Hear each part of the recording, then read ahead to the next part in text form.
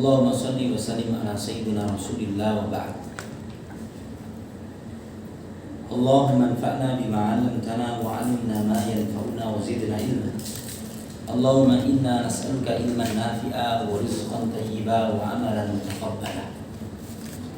Para jemaah sekalian yang Allah muliakan, alhamdulillah bersua kembali setelah kemarin satu pertemuan izin. Dalam kesempatan kali ini kita bikin serial 1 atau sampai 2, 3, 4 pertemuan tentang motivasi bekerja. Saya nukilkan dari Al-Muhadzab min Ihya Ulumuddin, ringkasan dari Ihya Ulumuddin karya Imam Al-Ghazali yang ditulis oleh Syekh Shaleh Ahmad Syami. Juga saya baca keterangan di beberapa kitab yang lain, yaitu judulnya Fadlul Kasbi wal Hathu Alaihi, keutamaan bekerja dan motivasi atau anjuran untuk bekerja.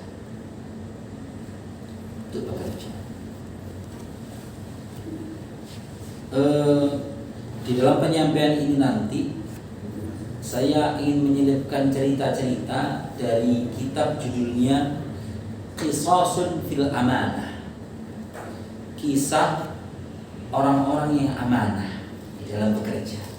3 cerita saja. Kita ke sini dulu. Tidak ada tempat bagi orang yang senang nganggur di dalam Islam.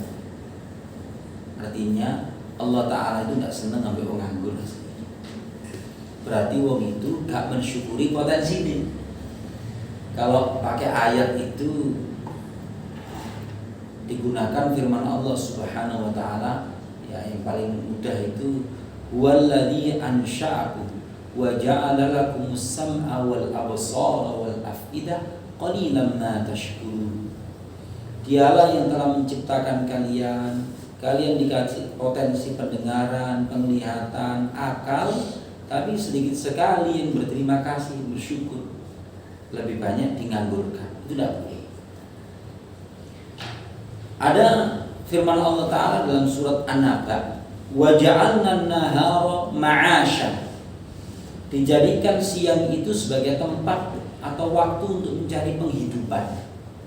Ma'asha, orang menyebutnya saya lagi mencari ma'isyah. Ma'isyah itu penghidupan, mencari penghidupan. Di dalam surat Al-Muzammil ayat terakhir, ayat yang panjang. Karena Al-Muzammil itu cuma 1 halaman setengah, yang setengah halaman yang kedua itu cuma 1 ayat. Allah Subhanahu wa taala menjelaskan generasi murid-murid Rasulullah itu mau sibuk. Kalau Anda ingin tahu kesibukannya, malamnya tahajud, siangnya itu memilih di antara beberapa kegiatan. Ada yang alimaan sayakunu minkum marda, seseorang dikasih dispensasi tidak tahajud, itu boleh jadi karena sakit. Wa akharuna yadribuna fil ardi yabtaguna min fadlillah. Yang kedua, sebagian kalian itu ada yang menjelajah bumi untuk mencari sebagian karunia Allah. Menjelajah. Yabtaguna min fadlillah. Wa akharuna yuqatiluna fi sabilillah. Ada juga yang kesibukannya di dalam perjuangan di jalan Allah, di medan perang. Sibuk para sahabat. Malamnya tahajud. Tahajudnya itu pun gak seperti kita, bangun 2:30, jam 3 prosesi kamar mandi setengah jam 3 itu preparing, 3:30 berangkat masjid. Nah, para sahabat itu tengah malam sebelumnya sedikit atau selebihnya sedikit. Silakan tengok surat Al-Muzammil ayat terakhir. Artinya wa akharuna yadribuna fil ardi yabtaguna min fadlillah. Seseorang itu bisa terhalang dari idealnya tahajud dia itu karena melakukan safar untuk mencari karunia Allah. Sibuk para sahabat. Dan memang mereka rata-rata pedagang multinasional. Anda bisa nengok rihlatas syita'i was-saif, perjalanan di musim dingin dan musim panas. Surat Al-Jumu'ah, fantashiru fil ardi wabtaghu min fadlillah. Kalau sudah selesai sholat itu ditunaikan, maka bertebaranlah di muka bumi, carilah karunia Allah. Carilah karunia Allah. Mungkin salah satu cara mengamalkan ini, kenapa di setiap masjid jamek, di setiap kota itu mesti depannya itu langsung pokok lapak-lapak banyak. Arabi Istiqlal, Arabi Jamek, itu nama-nama iki nih. Gairah dagangnya itu tinggi. Gairah dagangnya itu tinggi. Sekarang Nabi Muhammad SAW pernah didatangi seseorang meminta subsidi. Turunlah, kami ini dikasih pemberian. Maka Nabi bertanya kepada orang itu, kamu punya apa di rumah? Saya punya, kalau bahasa kita itu spray atau sertan, sama ceret tiku. Cuma dua itu doa hartanya dia. Bawa sini.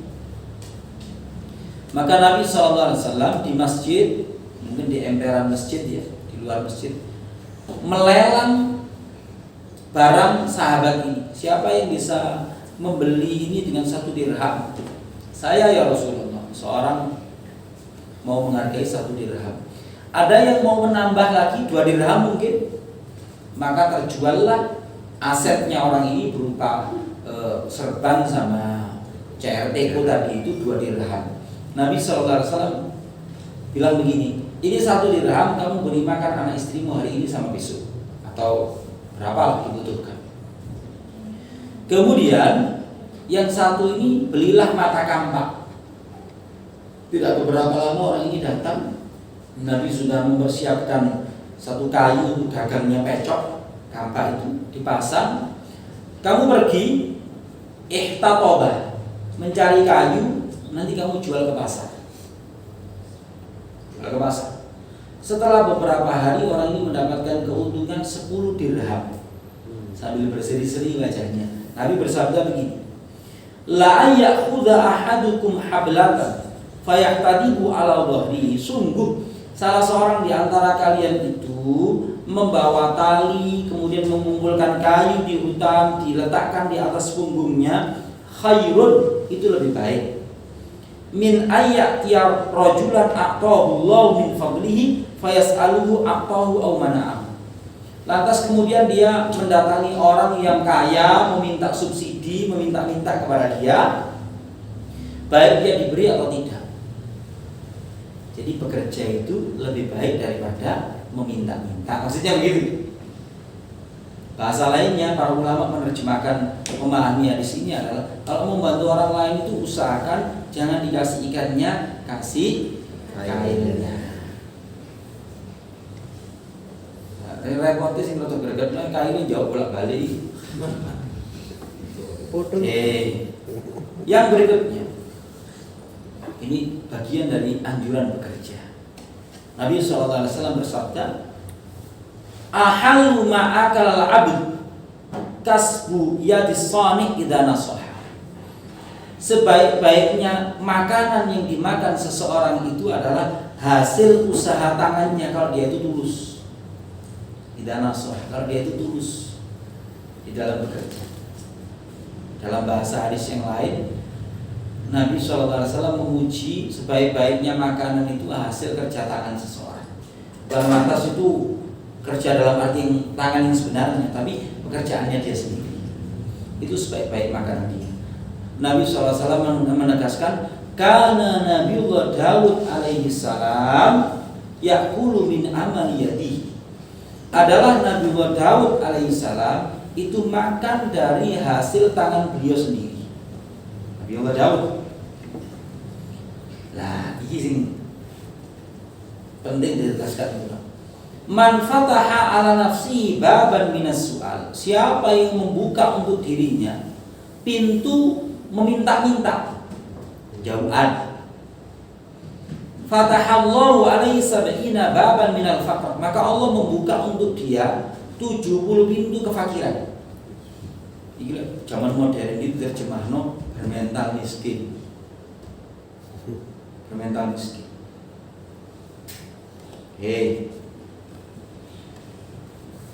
Dikisahkan di sini Nabiullah Isa alaihissalam melihat seseorang sambil mengatakan, "Matasna, awakmu punya pekerjaan apa?" Ata'abbadu, oh saya ini beribadah tok. Saya ini beribadah tok. Qala man ya'uluka, yang memberikan nafkah kamu siapa? Qala akhi, saudara laki-lakiku. Akhuka a'badu minka, saudaramu yang mencukupi kamu itu lebih mengabdi kepada Allah daripada kamu. Ini kalau yang murni tidak mau berusaha sama sekali. Sebab nanti kalau Anda membaca Riyadhus Shalihin, kesimpulannya bisa terbalik. Ada seseorang sahabat yang senantiasa mendampingi Rasulullah SAW. Dia memiliki saudara yahtarif. Yahtarif itu memiliki profesi. Yahtarif diletakkan di bab tawakal. Bab tawakal. Ya Rasulullah, tolong nasihati saudara saya ini. Dia ini sibuk cuman bersama Anda saja. Maksudnya belajar. Nah, terus dia makannya ini ditanggung sama saudaranya yang bekerja ini. Maka Nabi SAW bersabda, la'allaka turzaqu bihi. Boleh jadi engkau dikasih rezeki gara-gara dia. Ini kalau Anda mau lebih detail, bahwa fase belajar itu juga punya kesibukan. Dia dikatakan sebagai kesibukan. Lah nganggur-nggur itu yang lain. Mirip cara pandang kalau di KTP itu ada pekerjaan mahasiswa, itu pekerjaan. Tapi ada pondok pekerjaan, santri pondok pengangguran. Padahal ya pada sinau nih, pada sinau. Sekarang athar itu golden saying-nya para sahabat.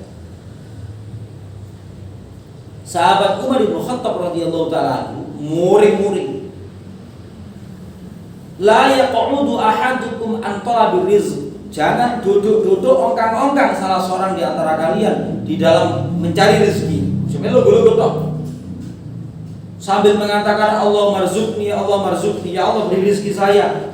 Beri rezeki saya.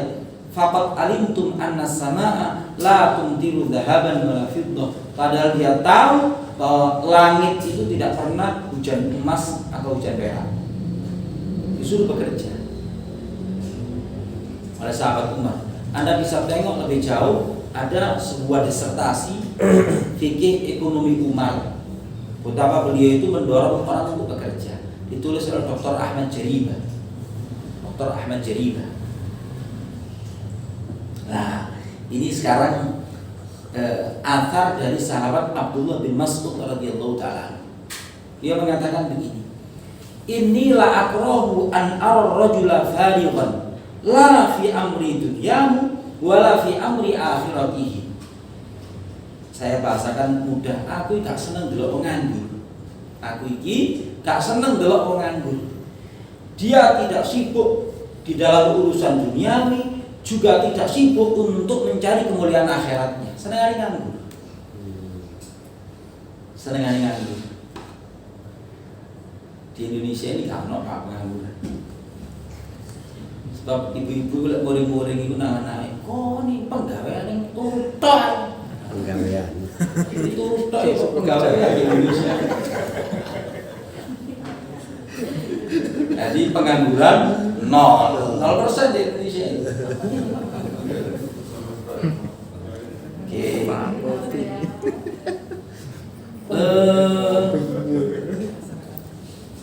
Ini ada dialog dua orang ulama sama-sama di atas perahu. Waja'at rihun asifatun fil bahr. Diterpa perahunya itu ombak dan angin yang luar biasa. Faqala ahlus safinah li Ibrahim ibni Adham. Dia ada seseorang dari penumpang perahu itu mengatakan kepada Ibrahim bin Adham. Ibrahim bin Adham ini seorang putra raja, putra mahkota yang meninggalkan kerajaannya untuk sibuk belajar dan beribadah. Ini fenomenal orang ini. Ibrahim bin Adham meninggalkan tahtanya itu untuk beribadah kalau menuntut ilmu. Wa kana ma'ahum fiha ama tara hadhihi syiddah. Dahsyatnya malapetaka. Maka Ibrahim bin Adham menjawab, ma hadhihi syiddah, iki kudu malapetaka. Wa inna masyiddatun al-hajatu ilan nas. Yang disebut bencana itu adalah orang yang senantiasa bergantung kepada orang lain. Artinya nafkahnya itu dalam tanggungan orang lain, istilahnya gak berdaulat, gak berdaulat.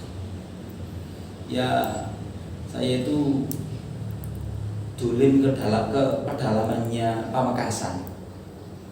Dulim ke pedalamannya Pamekasan kira-kira tahun 2018. Di situ saya melihat orang lulusan SD suami istri, anaknya 6, tapi berdaulat banget hidupnya, berdaulat banget hidupnya. Dibandingkan, mohon maaf, sarjana yang belum berdaulat di daerah namanya Beru. Bahasa Inggris one itu diwaca wan, tapi Madura waru diwaca Beru. Spellingnya orang Madura itu aneh. Waru macamnya Beru. Mobil diparkir, saya masih harus berjalan kaki beberapa kilo lewat persawahan. Ya, apa ikut ya? Saya melihat di situ itu, ya Allah, suami istri yang dengan kesederhanaannya itu, oma yang bangun diri yang ditangani, padi itu juga yang dia tanam itu yang dia makan. Nyugui kami kari ayam itu belas deh. Sayur juga medek pun sendiri. Insya Allah orang ini berdaulat. Tapi itu wesong. Tapi kan Madura itu tengah-tengahnya padang pasir, ternyata bukan, banyak sawahnya juga. Itu saya baru tahu dari sini. Kok banyak yang keluar pulau, tapi kan tengah-tengahnya Madura padang pasir. Tidak. Nah, tapi saya di situ tuh melihat orang ini berdaulat. Alladzi at'amahu min ju' wa amanahu min khauf. Secara pangan dia berdaulat, secara papan dia berdaulat, sudah. Fokus orang. Waktu itu saya ke situ itu dia lagi bikin lemari sendiri dengan tangannya sendiri. Lemari. Insyaallah.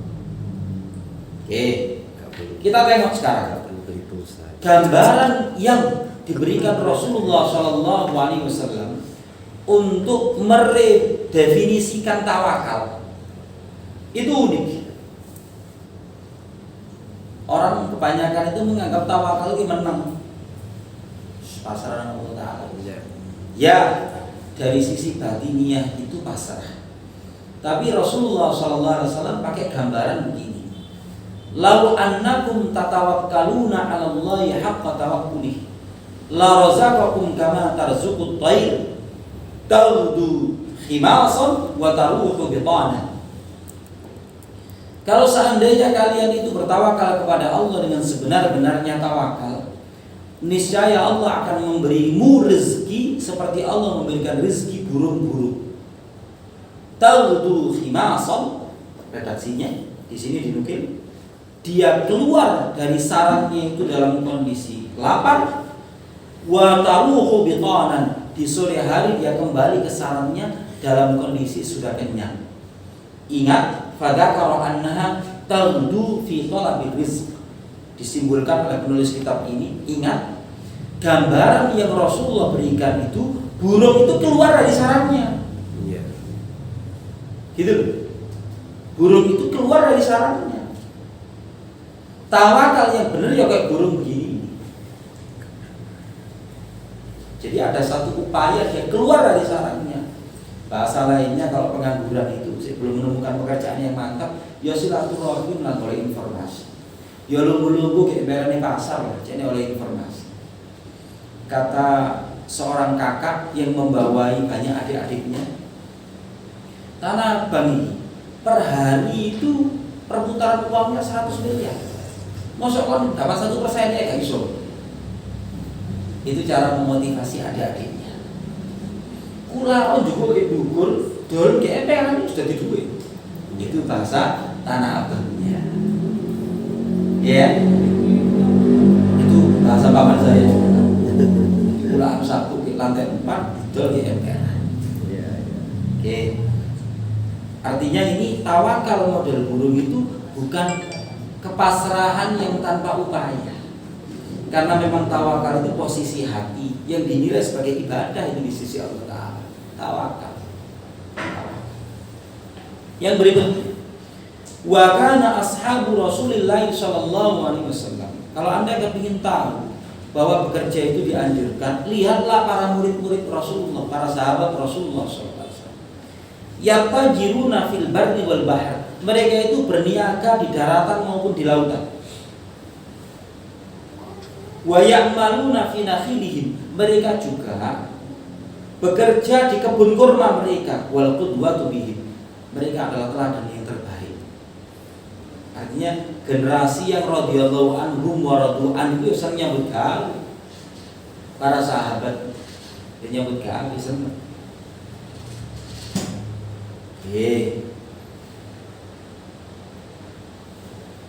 Sekarang saya kepingin cerita bagaimana kesungguhan para sahabat, kesungguhan orang-orang soleh itu di dalam beraktivitas kalau sudah memikul tanggung jawab pekerjaan. Saya nukil di dalam kitab Al-Qissah fil Amanah, ceritanya orang-orang amanah, bagaimana mereka itu kehidupannya diberkahi. Cerita pertama, judulnya itu Al-Qawiyyu Al-Amin, kuat lagi terpercaya.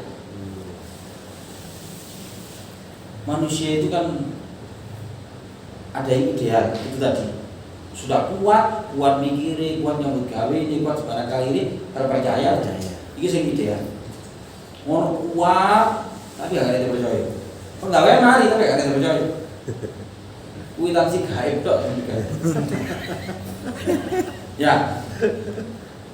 Ada pula orang itu bisa dipercaya tapi gak sama aku apa. Gak enak.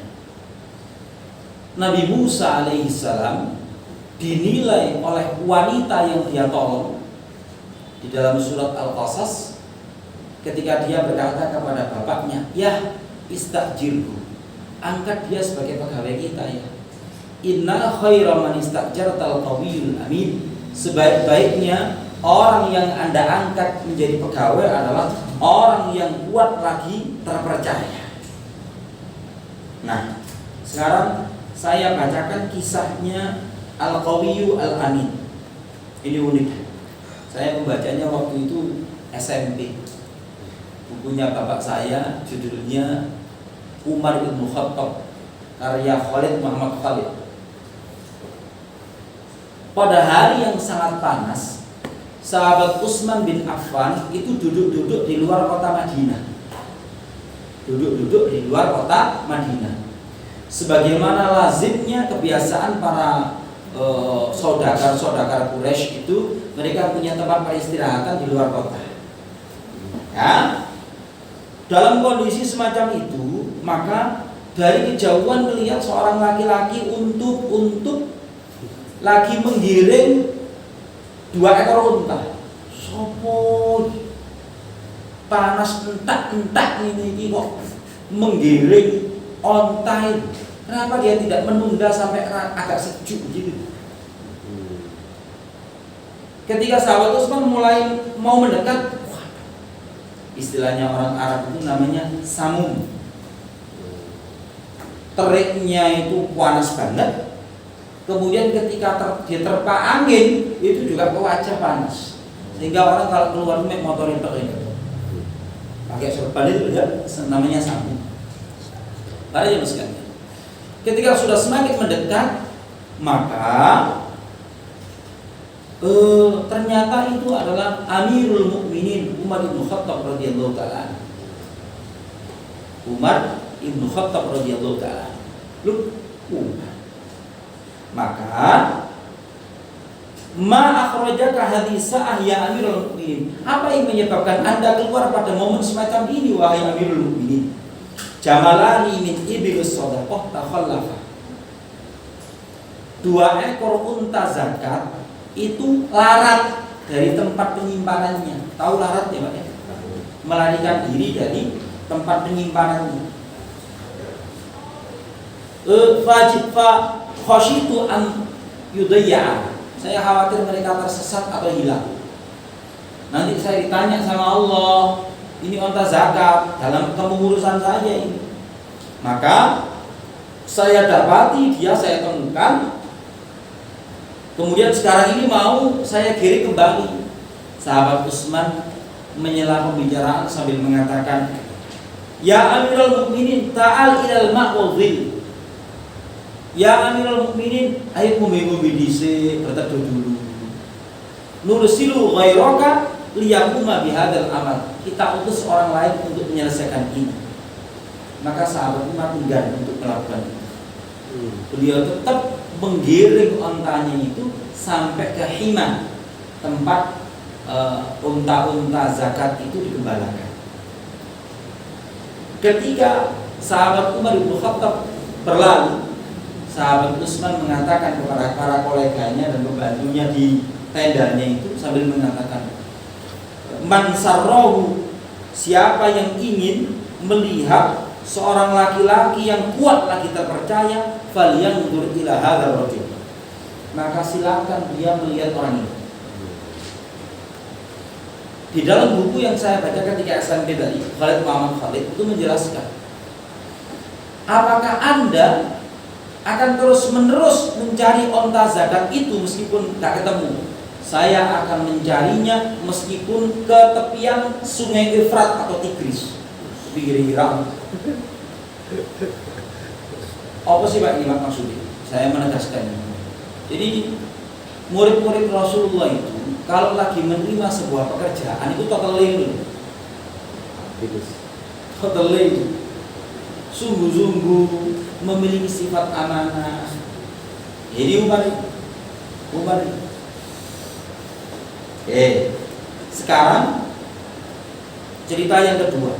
Ceritanya menyambut Khalid. Yang menceritakan kisah ini adalah Rasulullah SAW. Cuman diceritakan ulang, dikasih judul Al-Markab wal Khashbah, perahu karo sepotong kayu. Judulnya perahu dan sepotong kayu. Yang menceritakan ini Rasulullah SAW. Pada zaman dulu, kata Rasulullah, ada seseorang yang mau berniaga keluar kota. Tapi ternyata ketika melihat barang perniagaannya, maka dia melihat, oh ini terlalu sedikit untuk berniaga. Daerah pekerjaannya itu ada. Kayak film Ertugrul itu, kerajinan suku kayu itu dijual di luar pasar. Ini terlalu sedikit. Terus, saya tak mencari seseorang untuk saya meminjam modal kepadanya. Bertemulah pemilik modal, tapi dengan syarat aku bersedia untuk mengutangi kamu, tapi engkau harus memiliki kafil dan syahid, pihak yang menjamin kalau terjadi apa-apa, sama orang yang menyaksikan akad kita. Wajar Bapak? Karena memang ayat yang paling panjang di dalam Al-Quran itu, muamalah tidak tunai hendaknya itu ada saksinya, hendaknya ditulis. Syukur bagi kalau ada pihak yang menjamin kalau utang piutang. Ada pihak yang menjamin. Subhanallah, terjadilah apa yang terjadi. Dia mengatakan si orang ini, cukuplah bagi kita Allah sebagai saksi dan penjamin. Orang yang mau mengutangi tadi ridho dengan kalimat itu. Tapi kalau dalam syariat Nabi Muhammad tidak boleh dibayar. Jadi harus ada saksi, kemudian harus ada penjaminnya. Kalau ditulis. Subhanallah. Berangkat tak si bulan, naik perahu ke negeri sebelah berdagang. Sudah selesai dapat keuntungan mau pulang. Hari, waktu dan tempat untuk pelunasan itu sudah datang jatuh tempo. Tapi dia ketika mau pulang tidak mendapati perahu. Tidak mendapati perahu. Dia sedih. Ya Allah, orang yang menghutangi saya itu rela Engkau sebagai penjaminku dan saksi bagiku. Ya Allah, tulis ada kayu, entah diapakan sama dia, dilubangi ya. Kemudian uang yang pelunasan itu diletakkan sambil dikasih surat. Kemudian Bismillah dihanyutkan. Pada saat yang sama, hari yang telah ditentukan itu, orang yang menghutang itu menunggu-nunggu. Kok kata kau sebulan? Hilang investasi. Pomas hilang. Wah. Daripada dia pulang tidak bawa apa-apa, dia melihat di tepian pantai lho ono kayu, go mulih ae, mbek menawa krek digunakan. Dia ambil minsyar atau kudung, orang yang mengatakan gergaji, yang mengatakan pecok, dibuka. Ternyata didapati di situ uang sesuai dengan apa yang dijanjikan, berikut surat. Ya dari itu orang yang mau melakukan pelunasan itu tadi, sifat amanah. Setelah kondisi ideal, si pedagang di luar kota tadi itu kembali menemui dia mau melakukan pelunasan. Allah sudah menghantar apa yang kau lunaskan kepadaku. Oh, ngoten ayo. Artinya klop karena sifat amanah. Nah, ternyata kesimpulannya itu begini. Memiliki sifat amanah di dalam bekerja itu memunculkan karomah. Sementara ini dipahami banyak orang itu karomah itu hanya karena tahajudnya dawa, wiritannya doyan, sedekahnya jalan. Ini iya. Tapi pada tingkatan kesolehan sosial, nyambut gawe dengan sifat amanah itu yang memunculkan karomah pada itu. Itulah kenapa Nabi Muhammad SAW itu pernah bersabda, ini dinukil Profesor Safi Antonio bolak-balik di beberapa buku beliau. Saya juga membaca hadisnya, yaitu at-tajirus saduqul amin, pedagang yang jujur, yang bisa dipercaya, itu nanti ke swarga ma'an nabiyyin wasyuhada wassalihin. Selevel ambil para nabi, orang soleh sama orang-orang mati syahid. Jadi karomah itu gitu. Yes, lagi usul buah. Durian. Sedikit pinggir jalan durian. Iya. Namanya mangga. Nah, durian itu lah beberapa orang saja lihat mangga, ambil semua orang mengkonsumsi. Subhanallah, gimana sekarang? Akhlaknya para pedagang yang bekerja itu diisi 7.000 set kg, 7.000 per kilo. Wes boleh para kiri ngepot-ngepot. Ya, kepingin gambaran ini membahagiakan dulur atau siapa sih diziarahi gambarno tangga. Setelah berhenti 7.000 Pak. Yang ini. Yang ini. Ya. Gelo atau tidak? Itu kan mirip Rasulullah bersabda begini. Al-halifu munfiqatun lisil'ah. Sumpah itu memang melariskan barang dagangan. Tapi pada saat yang sama mumhaqatun lil barokah, menghapuskan keberkahan jual beli. Padahal lek belanja apa-apa atene mulai yang penting barokahnya. Sing digolek iki barokah. Lah gitu toh. Iya. Keberkahan jual beli kuwi sing digolek, rezeki sing berkah sing digolek. 7.000. Masa bohong. Terus mari ngono dudinge sama. Yang keren-keren kisut-kisut sing wis gak layak. Yo, sik kok iki. Ya mendingan orang itu kenapa sih kok ibu-ibu itu? Ya termasuk istri saya tak ajak tuku buah di pinggir jalan gak gelem. Moh. Ya karena gelo mendingan mencari tempat yang sudah tergaranti meskipun larang nggak apa-apa. Iya. Itu gara-gara begitu. Oke. Menyebabkan orang lain gelo di dalam bekerja itu juga menghilangkan keberkahan jual beli. Bersikap amanah di dalam berniaga itu memunculkan karomah pada karomah, orang keberkahan. Itu para sahabat itu jago soal hal begitu, keberkahan. Apa istilahnya? Sifat ihsan di dalam bekerja. Sifat ihsan, memberi yang terbaik, merasa diawasi oleh Allah Ta'ala. Terus gitu. Oke, cerita yang ketiga itu ya sifat amanah tapi jual beli properti. Ini yang menceritakan juga Rasulullah. Ya ceritanya ini di dunia nyata ini jarang-jarang tapi bisa terjadi. Ada seseorang membeli rumah. Setelah membeli rumah, kemudian dia ya mungkin mau menanam tanaman apa di emperannya, gali-gali dia. Setelah digali lalu menemukan satu kotak emas. Setelah menemukan satu kotak emas, dia itu risau. Dia baru teringat, saya mau beli rumah ini dari si fulan. Jangan-jangan ini simpanannya si fulan, dia lupa waktu menjual rumahnya ke saya, nggak dibawa. Maka datanglah dia ke rumahnya si fulan yang dia membeli rumah itu dari dia.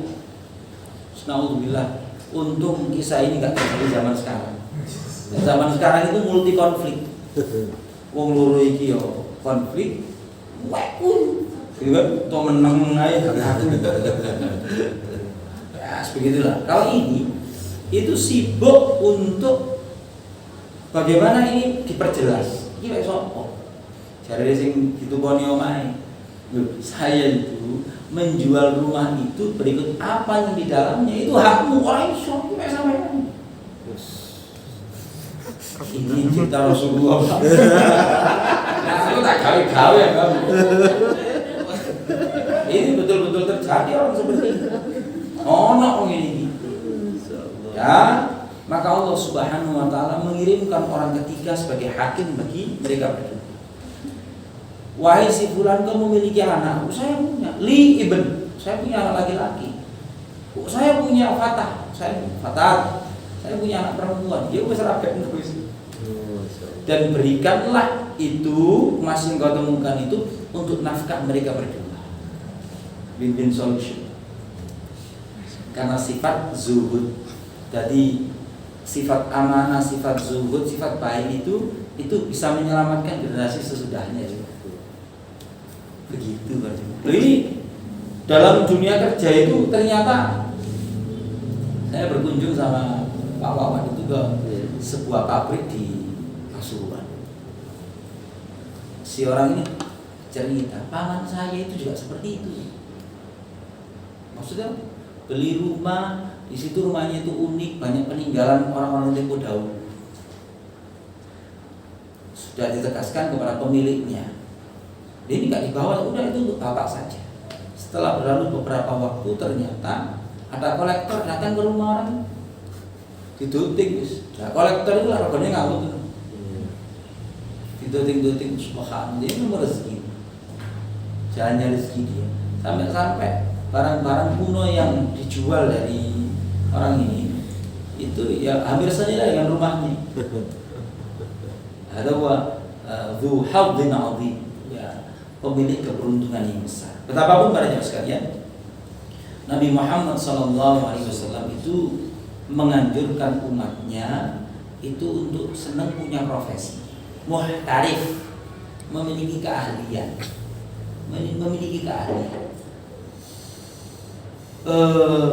di dalam ayat Al-Quran disebutkan bahwasanya bekerja itu merupakan wujud kesyukuran. Anda silakan tengok surat Saba.